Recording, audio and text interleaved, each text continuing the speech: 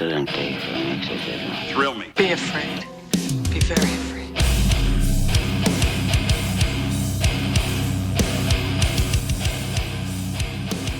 What's up, everyone? Welcome to the Horror Flicks and Guitar Picks podcast. I'm your host, Tim, and today I'm joined, as always, by my co-host, Steven. What's up, man? How's it going? What's up, dude? How are you? Same old, same old. Just enjoying the holidays. We just passed Christmas, and now we're coming up on New Year's. Of course, by the time this episode drops, it'll be, I think, the second. But so I hope you have a happy New Year, my dude, and I hope Same everybody to that's you. listening had a happy New Year. But hell yeah! And of course, today we're celebrating Giallo January with opera. And for this month, we're gonna have a few episodes where I'm joined by a guest to talk about movies outside of the Giallo genre. But as far as you and me go, we're covering three different Giallo movies, kicking things off with Dario Argento's Opera, or Terror at the Opera. If you were in the U.S. back in the day, if I'm not Hmm. mistaken, it was I think we were the ones that got the alternative name for a little bit, uh, Sure. um, but hell yeah. And of course, this was released in 1987 over in Italy, but it came out in 1990 in a short theatrical run over in the US. And that was after Orion dropped it from their distribution plans. I wanted to look more into that, but Hmm. apparently they were supposed to put it out like the American release. I don't know if they had theatrical plans or, just a VHS release or whatever it was at the time. And yeah, they dropped it. And so it got a small theatrical run after that. And then, of course, probably went through hell before it actually got easy to Sure. find like it is today. But Yeah, I am technically older than this movie, oh which yeah, makes me feel really old, actually. It was released December 1987. I was born November 1987, so I'm a month older than this film. damn, Yeah. parents should have took you to your first movie and saw opera. You had to Yeah. be in Italy though, I guess, because it didn't come out here till '90s. But Yeah. Yeah. Our family loves Olive Garden, so I mean, yeah, it was for sure. But right, who wouldn't want their fucking handful of soup while watching the Dario Argento movie? never-ending pasta while you're just seeing just super vibrant red blood everywhere. Hey, I mean, I'm like popcorn crunches. I mean, lettuce won't be any worse. You know what I mean? That is fair. That is fair. So, The breadsticks, man.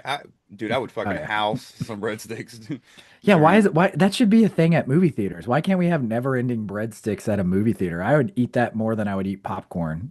Maybe hot take, but that would be fire. Let's do that. Right. No, then shit, I'd probably definitely fall asleep during more movies if I went to like at 8 p.m. and they handed me a bowl of fucking breadsticks and it was It's like just a bunch of people just covered in crumbs, just like, ugh. yeah, they walk in at 11 o'clock. I'm like, did he die?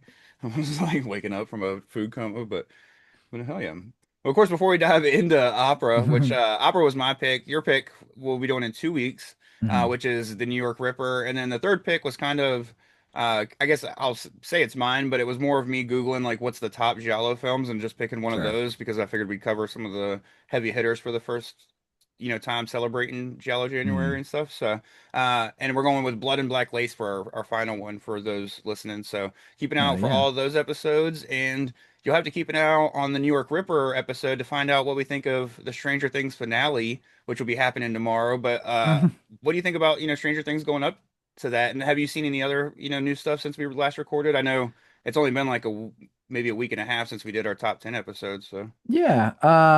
I mean, yeah, I mean, Stranger Things has been like top tier priority of anything watched th over the holidays. And yeah, I've been having fun with it. It's my favorite TV show of all time fuck since yeah. it came out. And so I've been trying to like be really patient with like my expectations for this. Because I do feel like this show is going to inevitably suffer from just years of hype and expectation and theories and so I'm just letting it ride out and seeing what it's gonna do and how it is. And so far I'm loving it. There's of course little nuance things, that I can kind of justify because of knowing like, obviously like they're all so old, you know. And so there's little things, but I mean, for the most part, I'm digging it. I am very curious though, if I'm gonna be honest, how the story plays out for this one final episode tomorrow. Yeah. Because I'm like, oh, there's 2 hours left to like tell me everything left you want to tell me, so I'm assuming there's going to be some things that are going to be left to the imagination, and who knows? So, but yeah. How about you? Are you digging it? Yeah, I'm super stoked on it. I definitely Mhm. see some of the complaints, Sure. threads that dude, threads has become so fucking annoying this Oh my past week. God. I don't know if you're Yeah. on threads, but it's gotten wild. People are just shit talking everything, and Stranger Things has been like the forefront of that until today. It kind of became one battle after another. Not giving Yeah. my opinion on that because I haven't even seen that movie, but a lot of people are like hate on it right now. So it's just wild to see like, it's just pretty much that's what threads has become. Like, let's go shit on stuff. Uh Yeah. so uh, I've seen a lot of the complaints, and some of them I do agree with. Like there's some repetitive storylines and some stuff that kind of dances in circles without giving away any spoilers. But Sure. other than that, I really like the season. I definitely enjoy it Yeah. more than like season two. Still, I probably like it more than season three. I liked season three a lot, but that was the one that felt very like let's jam in a lot of '80s references, which I like. Hmm. And I like that they didn't do it completely. Like they didn't do it every season. They kind of like just spent one season doing it, but. I don't know. It's hard to rank the seasons right now without the finale Yeah. and stuff, but I think really the detriment that I think one of the problems is the way they released these episodes was a Oh detriment yeah. to the way people were reviewing them because they're looking at this last three as like a different whole segment, and they wanted this last Hmm. episode to be like this big action-packed climatic like ending, and it Hmm. does exactly what most seasons of shows do with that episode before the finale, where it's mostly exposition. There's not a lot of Hmm. action, and most of the time you leave feeling like you have more questions than answers. That's like how every show always does. I feel like on that Sure. episode before the finale, but I feel like a lot of people wanted it to be like almost like a half, like a part one of a finale instead of it Hmm. being, the episode before. So no, I'm excited for the last 2 hours. I think they can wrap up a lot. That's another thing is I feel like where a lot of people are like, oh, there's nothing really happening. I'm like, I don't know. Sometimes I'm watching the episodes and I'll pause it and I'm like, oh shit, we're only 30 minutes in. I feel like a lot has happened. You know Oh what I yeah, mean? yeah. So Yep. I definitely have enjoyed it, and I'm really excited to see how it wraps up. So, and I I wouldn't call it one of my favorite shows, but it's definitely like my favorite of like the streaming era shows for sure, Hmm. like Sure. hands down. So. Of like the original, like anything that's gotten put on streaming original. So, which I haven't watched a Sure. lot of Sure. that stuff, but just because like It's Always Sunny would be like a favorite show, you know what I mean? So, Sure. but no, Stranger Things is fucking. And one thing I loved about it is just a lot of the way that they like I love like CGI usually doesn't work for me, but I feel like Sure. the way that they blend a lot of practical with CGI in the Stranger Things world like has really worked in this Oh yeah. season. Like this season has looked immaculate, even though I know half of it's green screen. You know what I mean? So Oh, totally. I will say, as far as looks go, there is something about this new season that I don't know. There's something about like Netflix movies and shows, like all have this like hyper detail to it, like over lighting or whatever. But there's like a little bit of that gloss even on this, and I don't know what it is. I don't know if it's just my TV is nicer or something or what, or there's something, but like it doesn't quite have that like I feel like season one, season two, like they leaned into more of that like pure 80s like grain and tone to it, where like this doesn't quite have that. It's way brighter and I don't know. Do you know what I mean?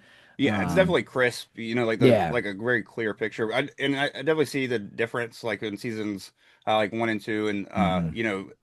and then three, four, and five definitely seemed like they really cleaned up and like went Sure. went the more like blockbuster route instead of like Sure. trying to look like nostalgic with the rest of the Hmm. show and stuff. But have you watched anything else other than Stranger Things, or even listened to anything recently that really caught your attention? Yeah, I mean, I see this has been like catch up on TV shows time for me. So I finally watched all of Welcome to Derry. Oh yeah. Which have you watched that yet? No, Um that actually might be something I start tomorrow because okay.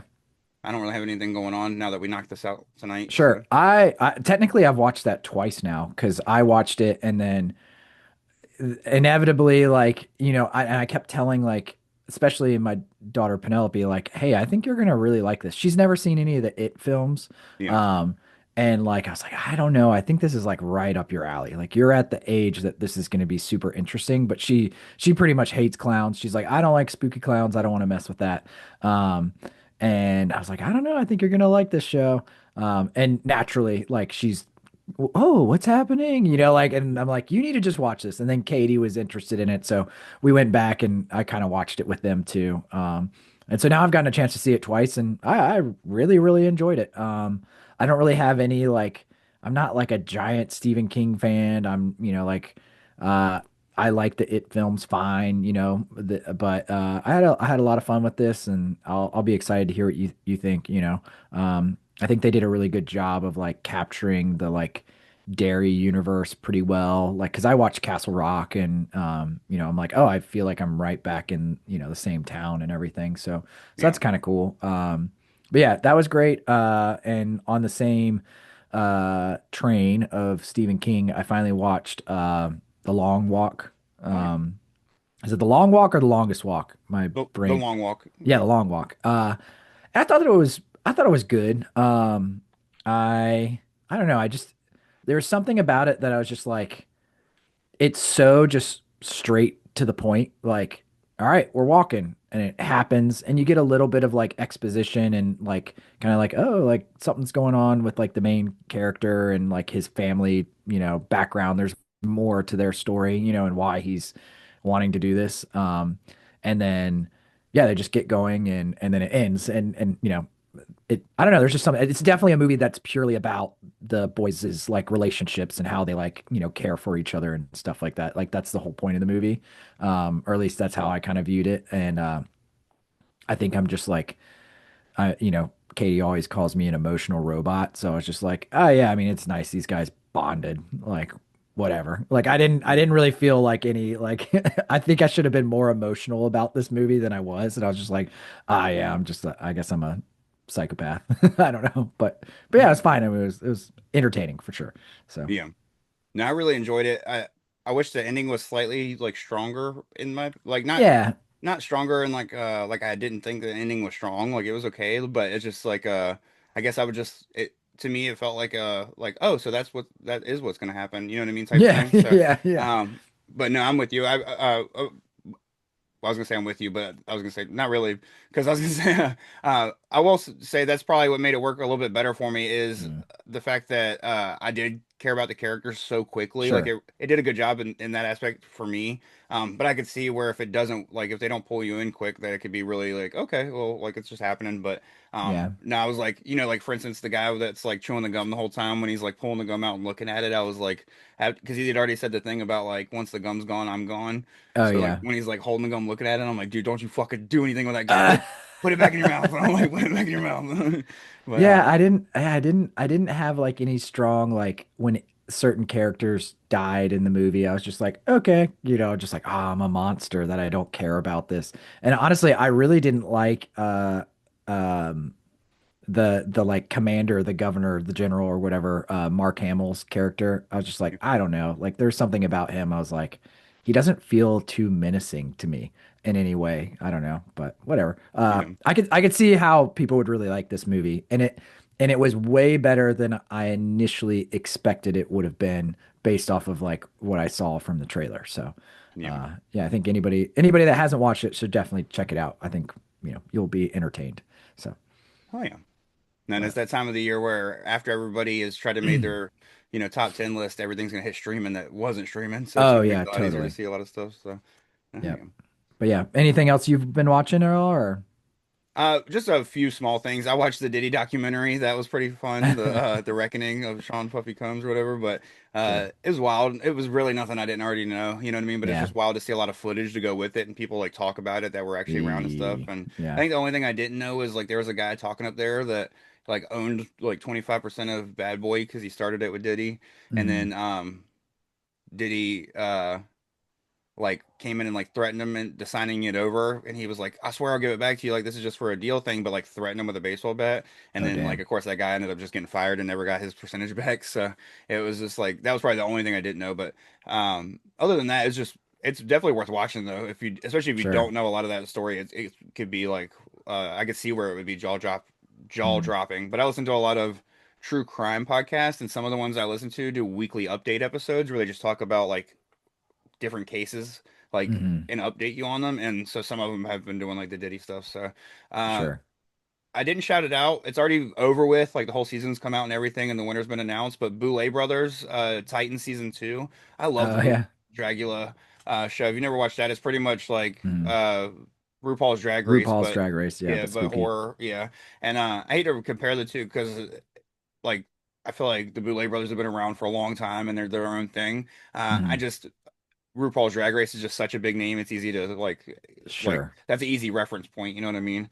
It's so, but no, I loved the season. It was awesome. All the people on the show were awesome. One of the literally like out of the three people I wanted to win, the one was one of the people that won. So Oh, I was nice. super stoked on that. But other than that, the only other thing I checked out was Five Nights at Freddy's 2 finally, which was super Mm. fun. We watched that with Ari. He loved it. Nice. He was yelling, he's like balloon boy and stuff like that. So it was just That's fun to cool. watch him have a blast with it. And I personally really enjoyed it. It was a lot compared to the first one, it's a lot slimmer, straight to the point. There's a lot more scares in it, but there's a lot more like fun in it too. And the way Mhm. they like have brought these like characters to life and these animatronics, are like it's absolutely incredible. I think it's the Hmm. Henson company that is doing them, if I'm not mistaken, but like Jim Henson's company, but Yeah. it's just absolutely incredible the way it looks on film because it's all practical and stuff like that. So Oh, that's uh, sick. I really enjoyed them. The first one is definitely slow and drags. This one probably wouldn't have made my top 10 if I saw it before the movies, but it Hmm. definitely would have been in my honorable mentions. And I highly recommend people, especially if you're a fan of the game. I will say Hmm. that's one thing is there are definitely movies that are made for fans of the game more than they are for like Okay. movie fans. So when somebody watch, it's kind of like when somebody was like the Minecraft movie is a bad movie. I'm like it was excellent if that's what you like if Yeah. that's what you wanted, you know what I mean? So kind of same thing with Five Nights at Freddy's. It's like if you are a fan of the games, you'll definitely like them. And if you're like they're PG-13, they're made for little like literal Hmm. teenagers. So when adults don't like it, I'm kind of like it's not for you, you know what I mean? Yeah. But What are you I expecting? Yeah. yeah, I personally really enjoyed it. So definitely not for everybody, but if you were kind of iffy on it and you like if you liked the first one but felt like it dragged a little bit and stuff like that, so you were kind of iffy on the sequel. Once this one hit streaming, I'd highly recommend checking it out because Hmm. I think if you were mid to even like meh Hmm. on the first one, I think that this one still might be better for you because like I said, it's a lot more fun and straight to the point. So, but that's pretty much all Nice. I've watched. I haven't really even been listening to anything, not music wise at least, you know. So Yeah. Yeah. I mean, I think it's just been like musically, it's just been like the usual rotation.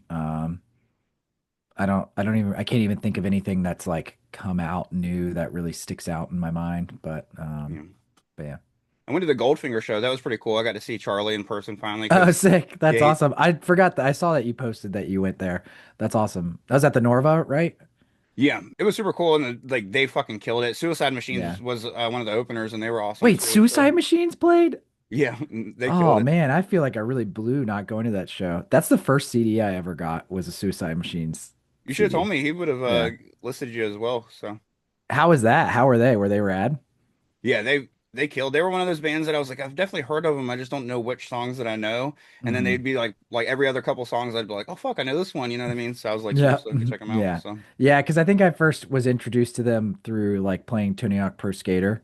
And I yeah, was just like, this is I listened. I mean, I was just the era of like ska music. So of course, Goldfinger, Suicide Machines, freaking Real Big Fish, and Mighty Mighty Boss Stones. You know, like we were all. If you skateboarded, like you listened to that kind of music. You know, like and but Suicide Machines, I was like, there's something about this that was like way more like punk rock. Like they have some like pretty heavy songs too. Like they kind of have like some like hardcore riffs, you know, which is kind of funny.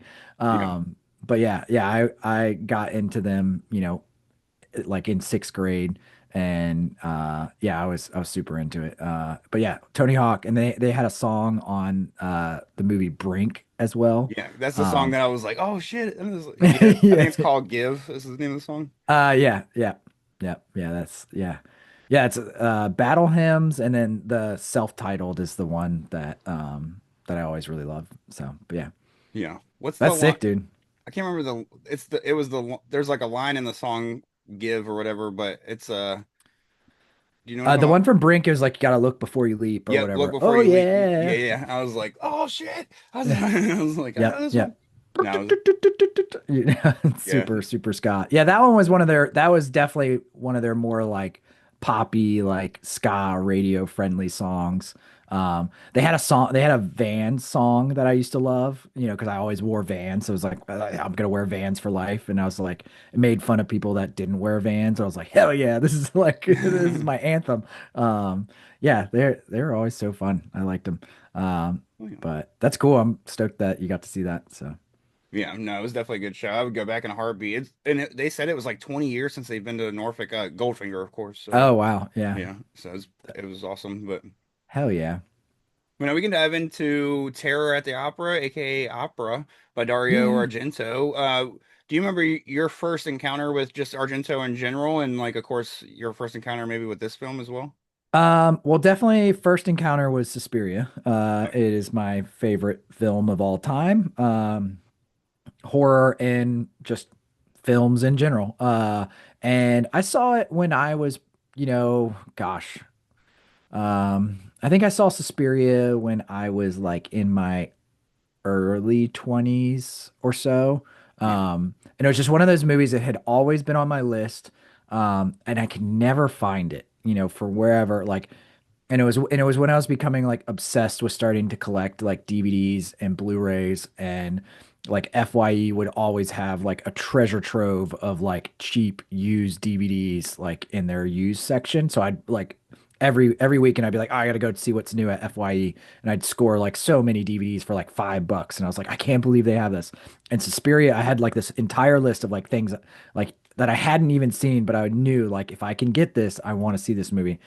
Finally somebody had it used, and it was when I was living in Vermont, and I finally got to watch it. And yeah, I was just like opening scene, like all of, just being a graphic designer, like instantly, like all of the artistic hues of red and everything. I was just like completely drawn in. I already knew who Goblin was because of like Dawn of the Dead and everything. So I was like, but I knew the score. But it was like the first time seeing it all together, like, audio and visual and like the whole composition of it all. And I was just like, oh my gosh, this movie's like blown me away. And it's just one of those movies that you watch and then I just couldn't stop watching it and I couldn't stop thinking about it. And then instantly, like, I was like, okay, like this is going to become my favorite director. I want to see everything he's ever done. Um, and I don't remember, I probably saw Deep Red after Opera. Um, and then, I mean, not Opera, sorry. I probably saw Deep Red after Suspiria before I saw anything else. And Opera was one of the later films that, was just kind of on the list of like, okay, like I tried watching something else and it was like one of his newer films and I was like, oh, I'm not as into this. And then like saw like lists where people are like, Opera's like maybe his like last like real good Giallo-esque, film. And so yeah, I don't remember exactly when I saw that one, but I mean it would have been like a few years after that, so, you yeah. know, mid to later 20s, I guess, probably. But yeah, yeah, I don't remember the exact time, but yeah, I remember enjoying it and but also kind of just thinking it was like, oh, this is cool Argento film. It's not as strong or what I love about some of the others, but like there's some really, really awesome unique aspects to the film. So, but we'll probably dive into all of that. So, yeah. Oh yeah. No, my intro to Argento in general was Suspiria as well, but it Mhm. was very late. Like I started hearing about like the Italian horror like movement, and just like Argento and Fulci, like maybe Mhm. mid 2010s. But I hadn't even like looked out for any of their stuff or watched anything. I think that was about the time, like about 2015 is when I finally watched like Cannibal Holocaust, and like Okay. that was probably my introduction to just Italian horror in general and stuff, was like the cannibal stuff. And so finally about 2018, 2019, when they announced the remake of Suspiria, I was Mhm. listening to a podcast and they talked up the original and they were like, fuck this remake, like, which I'm a big fan of the remake, which Oh, we're I not love gonna, it. Yeah. yeah, we won't get into that because we're not, we're only talking about Suspiria because of our intros or whatever. But, so I ended up seeking out the movie and watching the original, and I really enjoyed it in like to an extent that I would say I loved it, but it was one of those Mhm. things that I was like, okay, well, that was awesome, but I don't know, fuck, where else to start with this guy? You know what I mean? Sure. Like, so I don't know where to go look next. So I didn't really like seek out any of his other stuff at the time because there were so many people, there were so many blind spots that I was trying to fill at the same time. Mm. So I didn't really stay in a pocket of Italian horror. And then maybe like 2 years later, Joe Bob in 2020 showed Deep Red. And Mm, that one, I was like, that was like one of my first tastes of Giallo films in general. And I was sure. just like, dude, I fucking love this. And so I'd maybe watched like one or two before that, like Giallo films, but that was my first like Argento one that was like an actual like, one of the like one that was known as one of the greats, of the genre and stuff. Mm, And so I was like blown away by that. So right after that, that's when like sought out Tenebrae and saw mm. Opera and even started watching stuff like Inferno. That's not really Giallo, but it was just like in that realm of like still in the Oh, pocket of it's totally. good movies. You know what I mean? So Yeah, uh, I think that's kind of what was the same for me. It's like I saw Suspiria and then I didn't even know what a giallo film was. And yeah. and then after that and I'm like, "Oh, like is this just like a subgenre that like is my new favorite subgenre?" So I just became super interested and yeah, wanted to go down the list of what was, great. So, Yeah, and I think it helped watching it with Joe Bob because he kind of like mm, explained the Giallo stuff to me a little bit better, because by that point I'd heard of it but didn't fully hmm. understand, like I was like such as slashers, but so I was like just in Italy, but Yeah, so yeah. with Cheerio, but so having like Joe Bob kind of explain it to me was like a little bit easier for me to be like, okay, now this is what like I'll get myself into, but no, I'll be honest, I kind of had a little bit different experience when I saw Opera. It shot up to like one of my top three, Oh, favorite sick. Yeah, like Argento films. Not to give away my score at the end. I mean, not that it really matters, but sure. which going forward, I guess we could just say spoiler alert, so we could jump into the film. Spoiler alert for Hmm. Opera if you haven't seen it. It's not really streaming anywhere. I have the Mm-mm. 4K release. That I got from Synapse, so shout out them. Mm. It's super awesome release. It's got like a little whole almost freaking picture book slash novel about the making of the thing that I didn't realize I had Hmm. until today, or else I would have read it before this. But definitely recommend picking that up. But I have this on 4K, but one of those Mm. things where sometimes when you have a 5-year old, you can't watch certain things on the TV. You know Mm. what I mean? And Yeah. so I think this might have been. No, it wasn't streaming on anything, but so I went. It's on Screenbox. So if you have Screenbox, it is up there. Mm. But I didn't have Screenbox, so I just went and added Screenbox to my Prime, because you can add channels to Prime. Sure. So I had it up there because I started watching it one night once, my son was down for the night and watched most of it on the 4K. So I got to like enjoy the transfer. So I just needed to watch like the last 25 minutes, and Sure. it was a rewatch anyways. I like to have at least one solid rewatch and if it's a movie I haven't seen before, I even try to watch it twice, for the before we review it and stuff. So I Hmm. wanted to have a fresh eyes on this. So I had to get it on Screenbox. So it's not even on like a lot of these films are on Tubi. A lot of Argento stuff is on either Tubi, Shudder, Yep. Prime. But this one's not really as easy. It was Mm-mm. easy for a while. I don't know if maybe when this came out, they maybe were trying to get more Yeah, I sales don't and took it know. down for a minute, but I'm It sure it'll definitely, pop back yeah, up. it had its rounds on streaming. Like I swear I know it was on Shutter for a while. Well, Joe Bob Um, just showed it because he showed it alongside the original Phantom of the Opera or whatever. oh, So, oh, dang. Okay. So yeah. Yeah, I ended up because you know what's funny? I think I have the movie. It's just I was trying to watch it and I know I have like an Argento like 4 film like or 3 film like feature set kind of thing and I swear Opera is on it. yeah. But I couldn't find it in my stash of stuff and I'm like how can I not find a movie that I know I have? Um and then so I ended up that it was like on Prime. I don't think it was Screenbox. It was like Fandu or Oh yeah, something there's like another six thing. different ones. Yeah. Yeah, yeah. And I was like, do a 7 day free trial. I was like, all right, I'll just, you can set up the free trial and then cancel immediately. So I was just like, I'll just take advantage of this to watch this movie tonight. So, Yeah. but yeah, yeah, yeah. I was surprised it wasn't more easily accessible via streaming. So, Yeah. No, that's the first one it did. Like the default one was Fandu or whatever. But mhm. I looked through the other ones, and when I saw a Screenbox, I was like, I'll enjoy some of the other stuff for 7 days. You know what I mean? So, Sure, sure. Oh yeah, totally. Yeah. But but no, hell yeah. Of course, diving into the film, we can start with like the whole beginning part where it's like, mhm, it shows the Raven, but then it goes into where Mara, the lead actress, mhm. kind of like backs out into the street and gets run over by a car. And the only reason we're not going to go through this film scene by scene. I just wanted to start with the Sure. beginning because I feel like that's a trope with like just Italian movies in general. People always get like they're slasher films, but there's always somebody that gets hurt or killed in a way that's so fucking Mhm. stupid. Like So dumb. Yeah.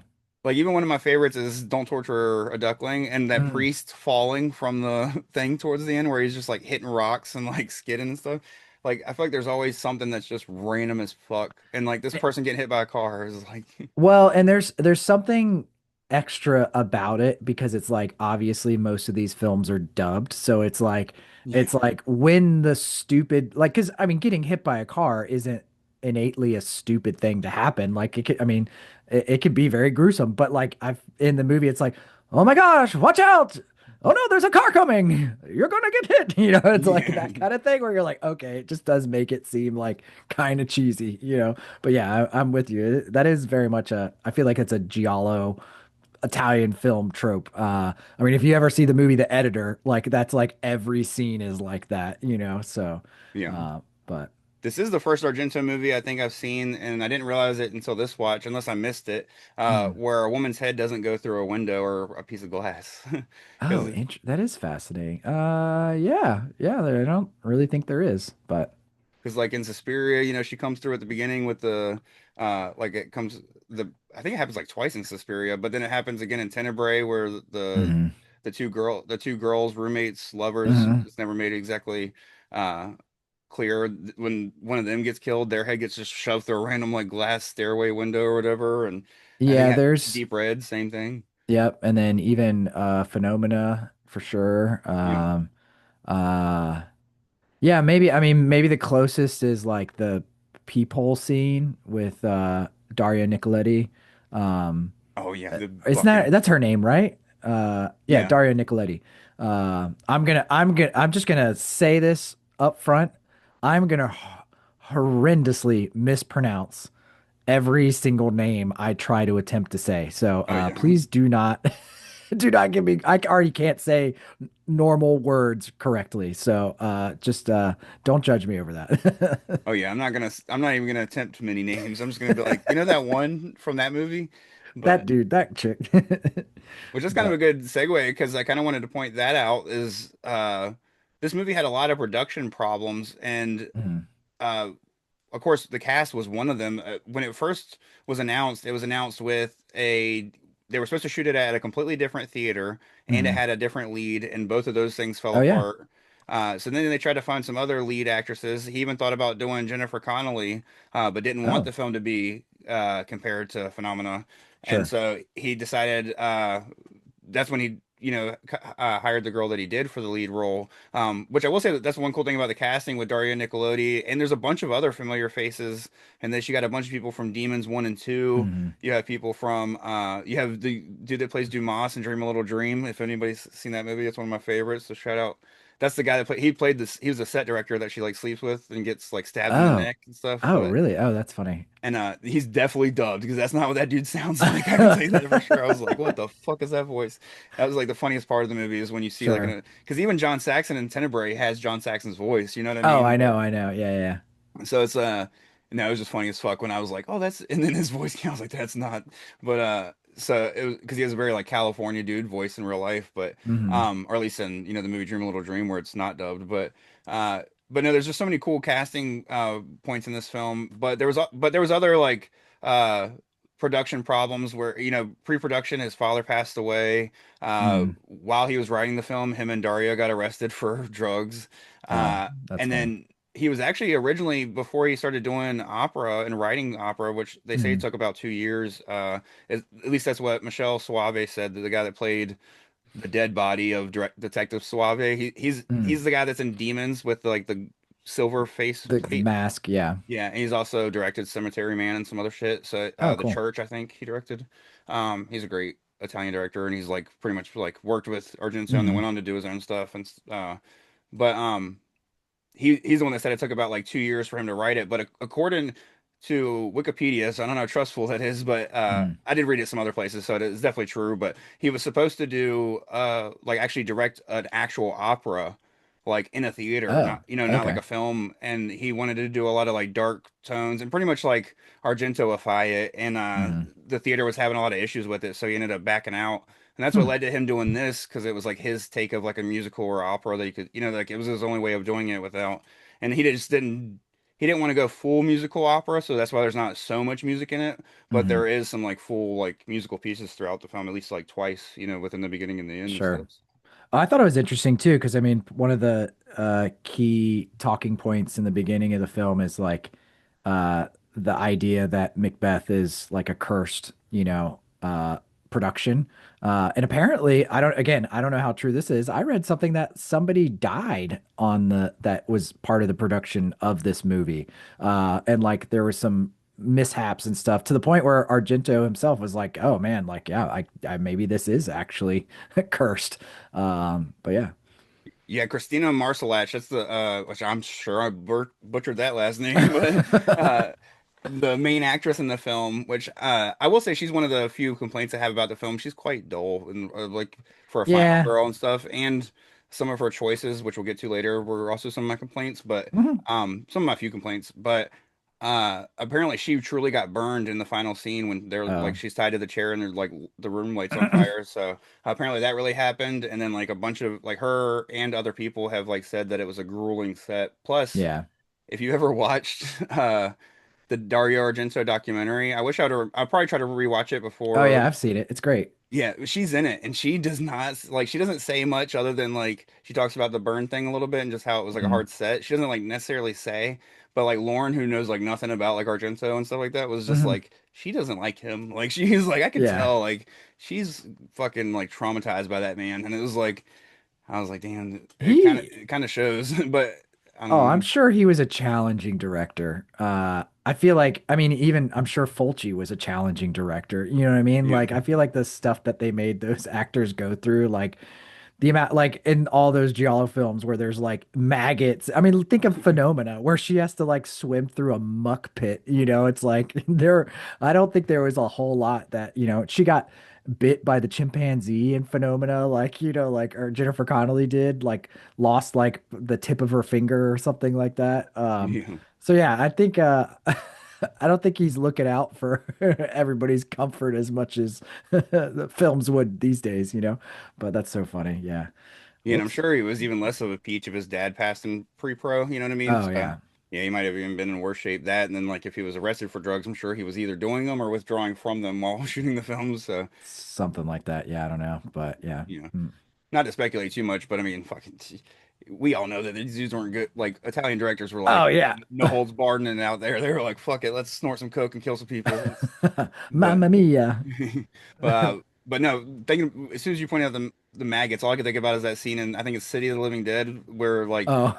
as soon as they either hang up the phone or right, I think it's right as they hang up the phone or right as they're answering the phone, it's like a room full of people, and all of a sudden just maggots start flying, or is it Yes. locusts or maggots? But Uh there's so many bugs in all of those films that like yeah, I think it is there's maggots, but it like rains into the room, and you're like, there's no way that's not in every single one of their buttholes, like when they're that at was home that was tonight. City of the Like, Living Dead. In my head I'm also confusing The Beyond because isn't there a scene where they have like a séance or whatever? Is that in City of the Living Dead or is that The Beyond? Because there's a part where like yeah, it's like maggots are flying and they're all like it's like landing in their mouths and stuff like that. It's so gross. yeah, I think it's City of the Living Dead because Yeah, it's when that little boy calls them and he's like, "Hey, my mom and dad are being weird," or like that's right. he Yeah. calls them and says something. It's one of those movies that I've seen like 10 times and still I'm Mhm. like, is that does that happen in that movie or does that happen in the other Fulci like those Gates of Hell? Well, especially House by the Cemetery, Uh, and City of the Living Dead. Those two blur together way more for me than the Beyond. The Beyond definitely stands on its own a little bit better. so that's a very interesting point, and I think we could talk about giallos in general. And there's something so unique about like especially these Italian films where it's just like I mean even Suspiria is this way. There's like weird cuts and things and transitions in the story that like I do feel like anytime I rewatch any of these movies I'm like I don't really remember this happening. And even though I'm like I've seen this movie a dozen times, but there's like vagueness to the plots and how they explain things and like opera I completely forgot about the whole stuff with her like dreams, like from the past. And I'm like, but it doesn't really get explained very well. You kind of have to like understand what it is that is happening. You know what I mean? But Yeah. yeah, I don't know. So No, it's one of those things that like watching it the first time, it almost feels like nonsense. yeah, yeah. But they're truly like in opera and tenebrae, they're like some of my favorite parts of the film are those like flashback scenes, Hmm. and they do make sense, but you have to like make sense of them yourself. Like they definitely don't help Yes. you as much as like films nowadays do, especially like Oh yeah. There's no exposition that's like, and this is why this is happening, yeah. you know? It's like, oh, I have to be smart. Yeah, and I can see where somebody would watch this film, and if they don't get certain things, they would think Hmm. it's like one of the worst pieces of shit ever, just because it just feels like without being able to piece certain things together, it doesn't really like some of the Hmm. story doesn't feel cohesive. But I love the dream sequences in this, even like Hmm. where it shows like the little like flashing brain or throbbing brain Uh-huh. like before. Yeah, yeah, yeah. And then between that and then like the stuff in Tenebrae, where he's like shows a lot of the stuff where he's like infatuated with that woman, and then he gets Hmm. beat up by the boys. She puts his heel in her mouth or stuff Yeah. like all those scenes like it's they feel like transition riffs in songs. You know what I mean? When you're listening to Yes. like a heavy Yes. song, and all of a sudden it goes to like this heavy ass part that you're like, that riff has nothing to do with anything else, but I like it. You know what I Yeah. mean? Like, There are legitimately like the hair metal, like weird, like scenes and music videos where all of a sudden it's like they're all some story, and then there's just like a beautiful woman in like a see-through gown, like running through like a ballroom and blue lighting and stuff like that. It's like, what does that have to do with anything? But actually, it's part of the story. So, yeah. yeah. So, There's another good segue. The heavy metal in this movie, dude. Whenever the like chase scenes or kills would happen, yeah. apparently that was a band called here. I wrote it down. Let me see if I can find it.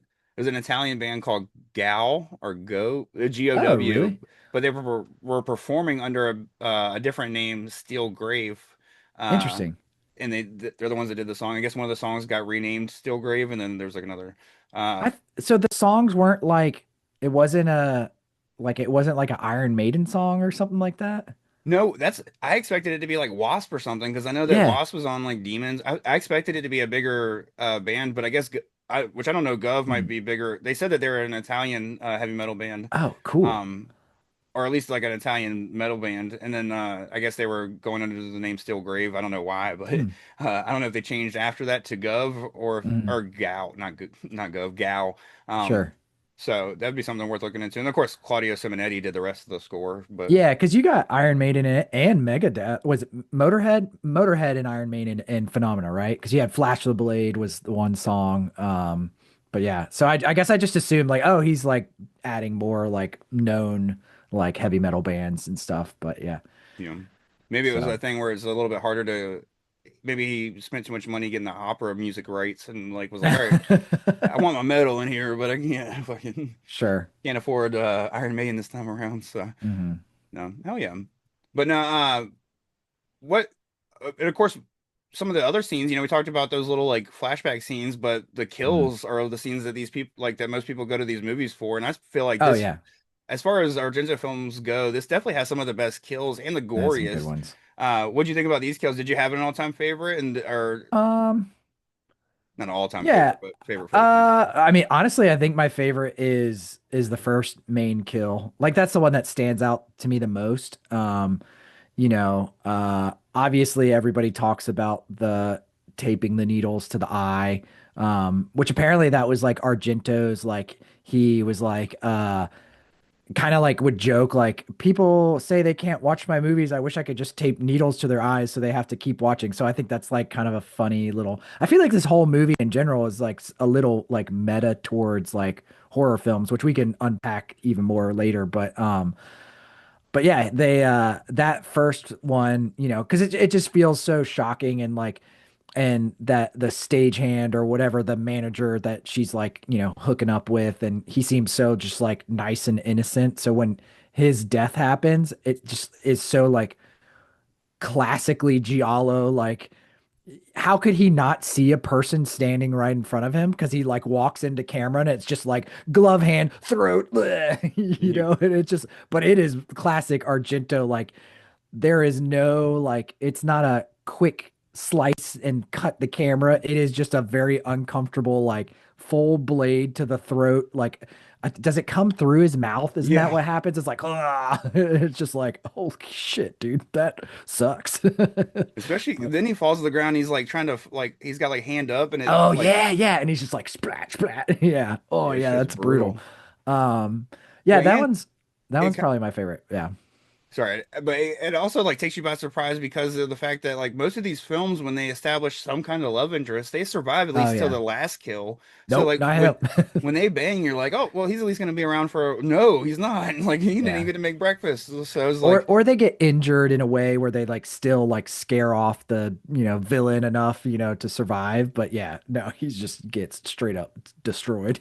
or they're used as like a strong red herring. You know what I mean? Mm, Like, oh, now this guy might be the killer, so stay away from him. Which it's like true. Scream, like every Scream movie is like the boyfriend must be the killer, and like I Hmm. mean now the point it's about 50-50. One of the boyfriends might be the killer, uh, Hmm.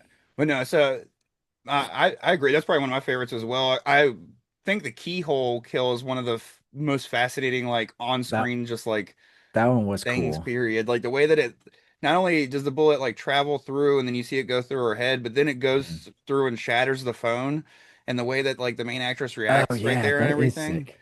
Yeah, I love that whole scene. I don't think it's my favorite kill because the kill itself is just a gunshot, but the way that Yeah. scene is filmed is so fucking cool. I think my favorite kill is actually the dress designer, just because of the way he like cuts her open to get the keychain after the way that bone sounds. I was like, Yeah. as I was watching it with headphones, and I was like, oh, that fucking sucks, dude. And it was rough to listen to, but The only but reason that I have a problem with that kill is it's the one moment where she's like thinks she's gonna escape. And this is just like Italian, like it's the dubbing. But when she gets the necklace and she's like, ha ha, just like yeah, taunts him, and she's like, nah, like a little kid. And then I was just like, "Ah, it's so dumb." But yeah, Remi- yeah. reminds me of Kung Pao Enter the Fist. Yes, dude. No, I could definitely see that. That's one thing I will say about this film though is none of the kills felt lackluster at all to me. And Sure. I did like how that like whole scene kind of set up the like well I guess not that scene, the scene before it where he tears up the dress and Mm, like kills one of the ravens just kind of out of spite. Uh like sets up the ending and how he gets caught. Like I loved how that all came back around mm. where the director was just like, I got an idea, and it was just like, what the fuck is he gonna do? And it's literally just be like, the Ravens saw this motherfucker, we're gonna get him. So no, Yeah, that was also an interesting point of the film is like how he used the Ravens, and I feel like he's probably building off of like Phenomena a little bit, like, oh, okay, like we can use the flies to like solve this crime because the fly is attracted to this particular fly is attracted to carcasses and stuff like that. So if Jennifer Connelly can communicate with bugs, then you can figure out where these flies are and follow them. And like the ravens, like they remember, and have the understand the shared trauma or something like that. But I thought I read an interesting stat too that apparently with all those ravens, it took like hours and hours every time they had to release them to try to recollect and recapture the ravens, which I just find the funniest thing ever, especially as huge as that opera house room is. Like, can you imagine? They're like, come back, please come back. It's yeah, like, call me when they're all back, and you just got these ravens cawing everywhere. But yeah. right. Hope they're not shitting everywhere too. Just like all of a sudden you're like, Oh, it oh, we gotta had to clean up the have. shit. Had to have. Yeah. Yeah, I think I saw there is like something like I forget how many they used like hundreds of ravens, and I think at the end of the film they only like not like they died, like they just straight up escaped from flying out of the opera house and into like just the world. But I think they only recovered like 60 of the ravens after like God, using like 200 or something like that. I'm like, that's hilarious. that's some So. shit that could happen in Italy, but they wouldn't let it happen here. That's for sure. No, no, no, no, no. Way too many animal rights. Yeah. Yep, It might not exactly. happen there now, but back in the 80s, it definitely was Yeah. happening. Yep. But no, that's fucking wild. But and then that whole scene where like it kind of shows it's almost like a drone shot, but this was Mm, back in 87 where they couldn't really film, stuff that yeah. easily. Apparently that was like the most expensive shot, just like the aerial fly around of the opera house where it was showing all the people ducking. And I will Mm, say that part was fucking gruesome too, where it shows like the close up of them pecking the mm, eye out and like just pecking random pieces of skin. yep. Like he definitely, I will say that's one thing is like these other films have like gruesome stabs and like they look realistic and brutal. But this film definitely, I feel like he upped the practical, just like Mm, gore, like with the stab through the neck and like you see it in the mouth, like in the opening, yep. and then the, like blowing out the fucking whole eyeball. eyeball and like doing the keyhole like stunt, and Hmm. I don't know, it was really cool to just, and then like just straight chopping the chick's like chest open and stuff. So there's just so much to it. I feel like it was a little extra brutal than his other films, like I mean there's some brutal stuff in like Suspiria, where the girl's in Hmm. like the barbed wire, but of course it Oh yeah. seems a little tainted for me because the barbed wire obviously has no barbs on it, but Sure. uh Well, I mean, you get in Suspiria, you get that first that kill on the roof where she gets stabbed and she gets yeah, stabbed over and over again and to the point where the heart is exposed and then he stabs the heart. yeah, Um and I think that's something that I always one I love about Giallo's, but specifically Argento's films is it is very like voyeuristic how he does his kills. Like it's like point of view, which is just Giallo style, but like you don't get like those camera cuts. It's you're there and he's like, you're gonna watch all of this yeah, and we're not gonna look away and you're gonna see the blade go in and out and you're along for the ride. So yeah, I don't know. I think it's cool. So yeah, no, hell yeah. I don't know what Um, that says about me enjoying that, but Now, and then really my only complaints about the film is the main actress, of course, I feel like was very like just kind of dull in moments. And then I feel like she also like the character, like which isn't the actress's fault, but the character herself, like there was moments where she like left information out of things.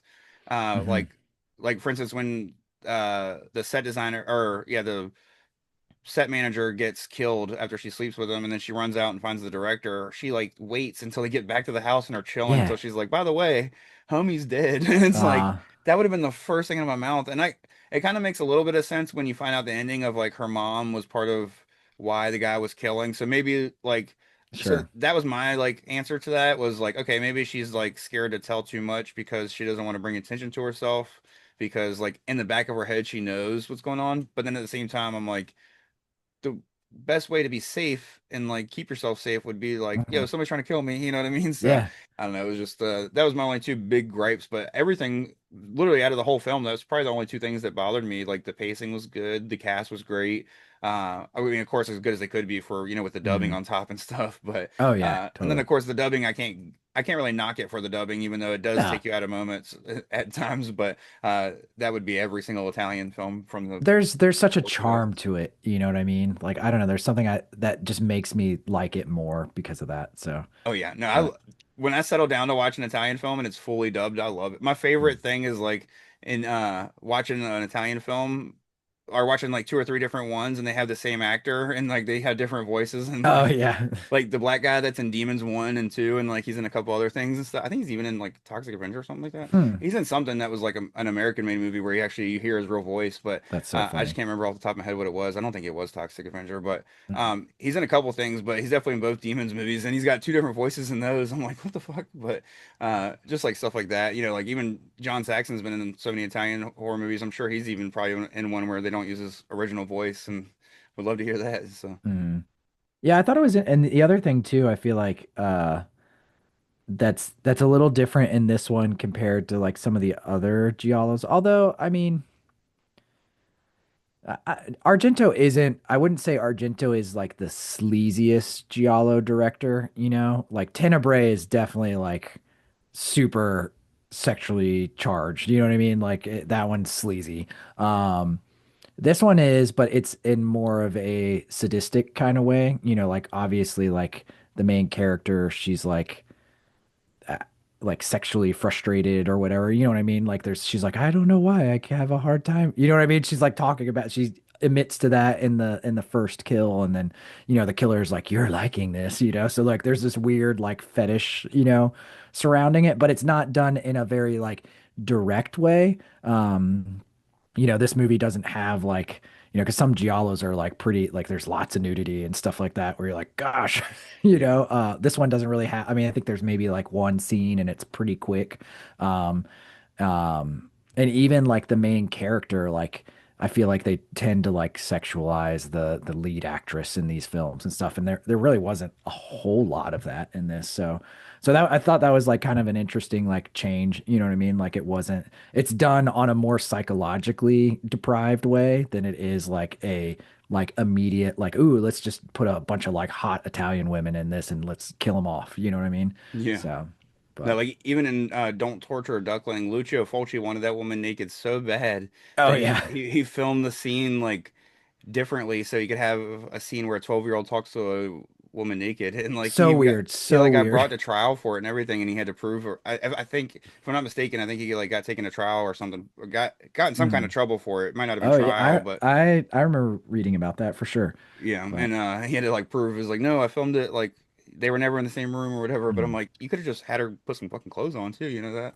but yeah, no which I I say that but Duckling is probably my favorite Fulci film, which is mm, not a hot take, but definitely yeah. not the common answer for sure. But Oh, I mean, I see that on the list of that and like women in a lizard skin. Like I see that on people's like top Giallo films all the time. So I don't think you that's a know, hot take at all. I know I It's meant my maybe favorite just Fulci film. Like, oh, okay, yeah, gotcha, yeah. Um, but But yeah, I love the freaking director in this movie too, yeah, Marco. I was like watching, I was like, is 2026 the year that I like take on the identity of Marco? Like I need a sick bomber jacket yeah. and I already went through the like bleach my hair phase. I don't think I want to do that anymore, but like I'm like, oh, maybe I just this is what I should have done. Marco is badass. Right. Now, rest in Which peace to the actor. I don't know. I can't remember his name off the top of my head. I don't know if you have it on you, but he I don't know. he passed away from AIDS in the 90s. Oh, no way. Oh, dang. But apparently he was in that film Gandhi, and he was in a couple like other films. I'll look it up real quick while we keep talking, but nah, and I'm with you. He was one of my favorite parts of the movie too, and the way he like Mm, pretty much saves her mm, life twice, and then still gets killed in the end. I was like, that's kind of a bummer. Homie deserved to live, which I guess he mm. could still live. You know, it doesn't really just because he got Yeah. stabbed a few times doesn't mean he's dead, but definitely doesn't look good for you at that No. moment. Well, unless you're in Scream 6 and you're fucking Mm. G Gooding or whatever. The dude got stabbed like 20 times in two Oh, movies sure. and still alive. But let me see if I Yeah, can. Marco was tight. Like I was like, yeah, that dude's got some swagger to him. Yeah, Marco was played by Ian Charleson. He died Hmm. in the year 1990, January 6th. So he didn't even get to see the Dang, American release of this. But yeah, that's crazy. he was only in two other things after this, which were just TV miniseries. But Hmm. before this, he was in a movie called Car Trouble, a movie called oh, and then the movie Gandhi from 1982.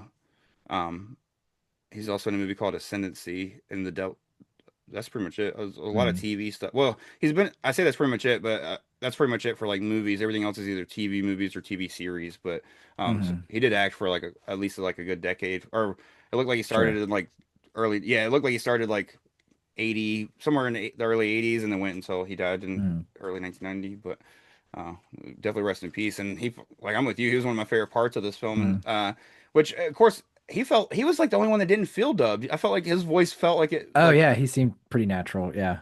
it felt like maybe the actor itself did the dubbing at least, you know, for that Hmm. character. But no, I really enjoyed this film, and I liked the like secondary ending where the killer comes back just because of the fact that uh like it kind of gives you that second scare without giving you like a true second scare. You know what I mean? It almost felt like it was Hmm. borrowing from uh two different Friday the 13th movies because it was like Sure. the second scare part that comes from all the Friday the 13th movies, but then it was also doing the whole like pretend to be Jason's mom thing where it's like, Hmm. no, I'm gonna help you kill people, like, which Sure. I liked it. I didn't dis. I'm not saying that in like a bad thing, even though it sounds like I'm kind of mocking it. Hmm. But I really, I just like that whole like, and then the whole countryside thing kind of just reminded me of like Cuckoo and like just Oh, like the sure. phenomenon stuff. But no, I love this film. And do you have anything else you want to talk about it before we like wrap it up and give it our ratings? But or just Um, Giallos in uh, general?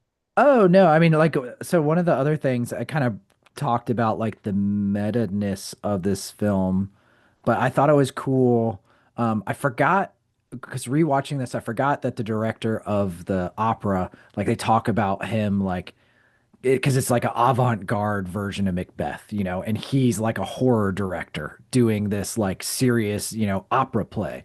And I was like, oh, that's kind of interesting. Like the more that I think about that, like I want to know how much this movie is like some kind of either meta look into like Argento's career of being, this like gruesome horror director, but in his eyes, like I'm creating like Shakespearean level art, for the world to view.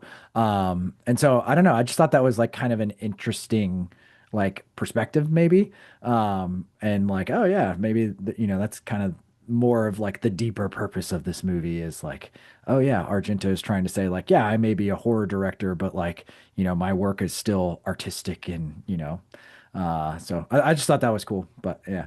Um, No, I definitely agree. A lot of those little like meta quotes here and there are just like mm, little like off things where there's a moment where he says something about like the detective saying something about all the killings and he says like you'd like for all the kill I can't remember exactly what he says, but he pretty much says something mm, along those same lines where he like mentions like you guys would like for things to pretty much be just like my movies, because he says something mhm. about his movies being like bleak and stuff. Is like you would like that, and it's like because it makes their job, that's Yeah, what their job's there for is the like well it's not what their job's there for, but in these movies that's what their sure. jobs are for is to solve crimes or whatever, but and murders necessarily that you would hope Mhm, wouldn't be their job on a daily basis.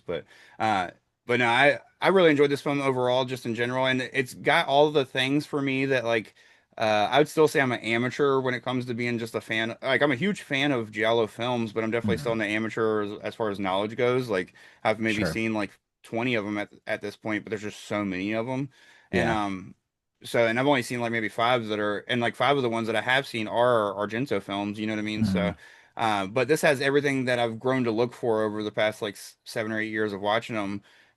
From like the little dream sequences and stuff that we mentioned, mhm, those little transition stuff, which aren't in everybody's films, but definitely when you go into an Argento one, you look for those. But you also look for good kills. I feel like there's not a dull one mhm. in this film.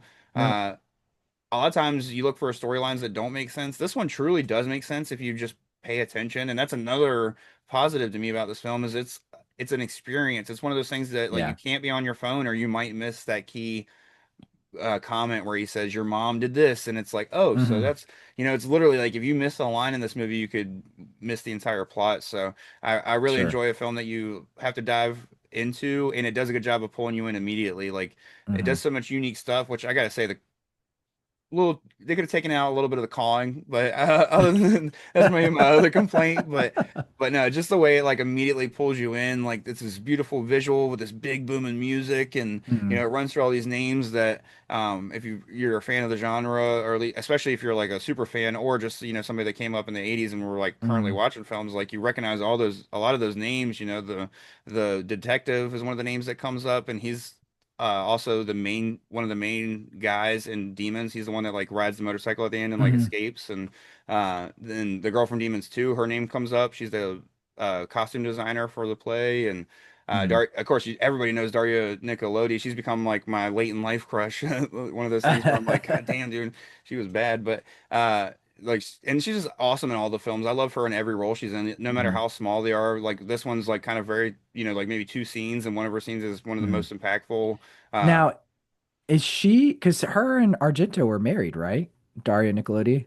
Didn't yes, they? they Yeah. were, and then they got divorced, and it like and that's another thing is they don't say that he treated her bad necessarily. Like Mhm. they never said he was like abusive to her. Like I've never heard that at all. Sure. But like for instance, he doesn't give her the credit. Like a lot of people say that she Mhm. deserves more credit for Suspiria and Sure. than that she gets because it's like literally her mother's like a lot of it's like based on like her mother's growing up Mm. because like her mother I guess went to like a dance academy and dealt with witches and stuff. So like I don't know, that's just what I've heard. It's definitely like one of those things where they like I think she gets like a story credit or something in it, but she Mhm. should have got like a little bit more. But Yeah. or just like when he talked about it, he would talk about it like, oh well, my movie, like never just Mhm. been like, well, she would talk about this stuff. So, but I'd love her and everything, and then like I don't know if I've said it necessarily on this episode, but I know when you and me were talking before, I mentioned Tenebrae being my favorite Argento film in general, not even Mhm. just Giallo. And she has like such a big role in that. And I feel like she's Oh, one of the yeah. reasons I love that film so much because she knocks it out of the park in that one Yeah, too. she's So. awesome in that. But now, I'll go ahead and give this a rating, and then of course, if you want to give your final thoughts and rating, and then of course anything else, if anything else pops up that you want to mention or anything real quick before we Mhm. wrap it up. But my rating would be 8 out of 10. I would Mm. knock it a whole point because of the main actress being so stiff. If it wasn't the main actress, it would only be like a point Sure. five. But the fact that it is the main actress, it gets docked a point. And then I do got to dock it a point for originality because it is kind of, the Phantom of the Opera just told in a different way. And it's not, Hmm. I will say that's one thing is it's a very different version of the Phantom of the Opera. And I like the changes that they make here and there and stuff. And I like the use of Macbeth and this and that, but, to kind of do the bad luck and, uh, but if I'm gonna like put it on a critical scale, you know what I mean, Hmm. especially compared to other stuff, where, comparing it to other Giallos, especially where a lot of those are straight, just or at least trying to be just straight original ideas. It's Hmm. I can't this one definitely helps itself by having like kind of a skeleton to go off of when it was, creating a screenplay. But no, I really love this film and I'll definitely watch it again. And I wish it was more accessible for people just to go watch it real quick and stream Hmm. it. But what's your rating and thoughts overall on the film? I mean, I'd probably, even though I don't even know if this might be like just makes the top five Argento films for me. Um, I don't, but I'd still would give it like a 7 out of 10 as far as Yeah. like enjoyment of what I like this movie.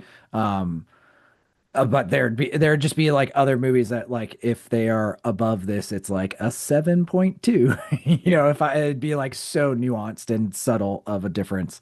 Um, but I think maybe the only reason why it wouldn't be higher is like there's not enough of a, like you said, it is probably his more like straight to the point type film. There's, to me, there's not, I do love when Argento gets more into the supernatural. Yeah. I think he kind of gets into that a little bit with like the Ravens and their ability to like seek out who the killer is and stuff like that. I thought that was kind of cool, but like I like when he gets just a little bit weirder. But this is just a good straight to the point Giallo. And it has all of the like weirdness of his films that I enjoy, like the very end where like it's just classic Giallo where it's like, wait, why is it ending this way? Where she's just like, oh my gosh, I just almost died. Let me just lay in the grass. Oh, a lizard, it just Yeah. like sets it free. And I know that scene is probably supposed to be way more symbolic, like, ah, here's just a creature in nature, being free. She's finally free of all of this, all the issues she's having. But I don't know, there's something funny about that. Even Suspiria ends in a funny way where it's just like the place is on fire and she finally comes out and she's like, ah, finally, and then credits roll. There's no like further explanation of anything in these films where it's just like, oh, okay, well, like the bad thing just stopped and yeah, we're just gonna, here we go, credits. Yeah. Yeah, so yeah, I'd still give it a 7 out of 10, Yeah. but No, I agree. I feel like the ending of Opera almost, I feel like it was supposed to be metaphor for like touching grass, literally. oh, And interesting. Yeah, because yeah, that's she was supposed to get a boost of fame from the play. mhm. But the problem is we never got to see her get that fame. So Uh-huh. I feel like if we ever like if she actually got the fame, that touch grass scene would have made more sense. But at that point, it was Mhm. literally just like maybe she's happy she survived. But I don't know. It was just Yeah, yeah, I'm but with you. see, It was almost unnecessary. Like they could have just left it but at like her walking off. I don't yeah, know. but that's classic like Italian giallo films where it's like, Yeah. what you said about the fame, because there is the like her first performance, they're like, you're an amazing star, like you're famous, like you're everybody's gonna know who you are. So it's like I feel like it is that classic, like they'll maybe mention something once and you're just expect to like you're supposed to be expected to be like, oh yeah, she's famous now. Like she's a huge star, but you Yeah. don't get any like you'll never get any other information about that for the rest of the film. But yeah, so those are just like I think the funny little nuances of these movies is like that. But that's Yeah. funny. And then the only other thing that I always find silly in all of his films is like, and we didn't really talk about this, but like, how about the walking through the ventilation, Oh yeah. unit, and the little girl that's just in there, and like there's an earlier scene where the killer is clearly like spying on her through there and makes it, that's the biggest like ventilation unit I've ever seen in my entire life. You know what I mean? Like, but there's always like in his movies, it's like there's always like hidden places you can explore, but don't make any sense in the reality of any building. You're like, oh, okay, I guess they just have this here, you Yeah. know. But Like, wouldn't you have a raccoon problem if they could just fit straight humans through the fucking like? It's not dogs living in the walls, but no, I agree. I didn't even think like, and that's the thing is with these films, you get so used to like weird things like that happening, and when they Hmm. happen, they don't take you out of it like they should, like they would like somebody Hmm. watching like their first Italian film. You know what I mean? So I Sure, like yeah. I could see if somebody was watching this and it'd be in their first like time Hmm. watching anything of the this nature where they would be like, what the fuck? There's this bitch Yeah. is walking through walls like. Nah, and they even like know that it's weird because the Oh little yeah. girl No, makes I feel like it's like charming thing. You look forward to it. yeah.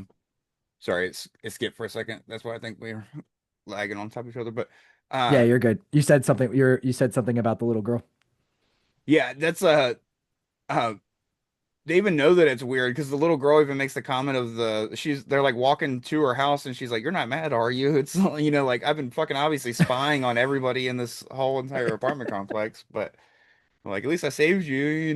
Like Well, but yeah, and even like in Inferno, like in the scene where she's like exploring that basement and there's like the water, and then all of a sudden she can swim in this underwater like pool cave thing. And I'm like, yeah, what? Why is this here? I don't know. It's just I love those little things. Those are like the weird quirks of those movies that really stand out for me. So, but yeah. yeah. No, that definitely felt like a callback to Suspiria, like the Mm. oversized like things for like because of course one of the things with Suspiria that makes it so cool is that like all the doors are extra big because they're trying like they were supposed to be 12 years old and then they realized that the script wasn't really right for 12-year-olds or whatever, so they went a little older, but they wanted to kind of still make them seem young, so they went with like a lot of Mhm. the dialogue is still childish and stuff like that. So no, it kind of felt like a callback to that with like just the oversized fucking even like the vent itself when you see it on the wall, you're like, that's not a normal size vent. Like, No, no. but no, hell But yeah. yeah. Yeah. No, I'm excited to talk about New York Ripper in 2 weeks. Next week I'll be joined by Ren to talk about House of Thousand Corpses. Excited for everybody to hear that. But Mhm. appreciate you for joining me, man. I'm excited to dive into some Fulci with you in a couple weeks. Yeah, yeah, definitely. It's only gonna get sleazier. That's for damn sure. So, Right? I got to yeah. work on my Donald Duck impression for like the next 2 weeks. My wife is Yeah. gonna hate me. It's gonna be that. That's definitely one you're gonna have to avoid watching with Ari around. Oh yeah, I'll probably Yeah. do. Probably go ahead and watch it sooner than later on, like a day off, just as soon Mm. as I have time without him. But no, I'm just gonna. It's gonna be that meme where it's the Euphoria thing where that she's in the mirror crying and the dude's in Oh. the shower in the back. It's gonna be me doing the fucking quacking and shit. That's so good. So, nice. Well, Oh, sweet dude. well, I appreciate you, man. And then for everybody listening, make sure you like, subscribe, leave a rating, comment. Let us know what you think of this film. If it's your favorite Argento film. If not, what is your favorite Dario Argento film and why? You can even tell us your top threes. But Mhm. thank you for joining me, Steven, and we'll see y'all in a few weeks. Later, dude. I'll, Cowabunga. I'll see you next time. Yep.